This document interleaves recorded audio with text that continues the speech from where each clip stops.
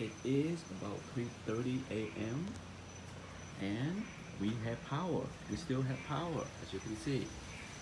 I went to bed real early last night because there's nothing to do, no internet, no mobile service. But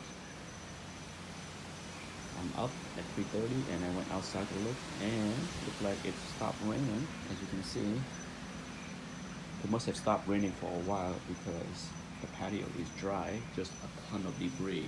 I will shoot a video in the morning when we have lights to show you the damage, if any. Look like the rain stopped as well. We were the lucky one not to lose power. And the rain has stopped for now, and also the wind, as you can see. You can hear it a little bit, but that's normal. Okay, that's normal wind here.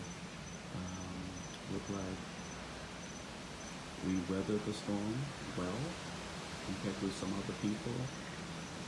We got lucky. Bye bye.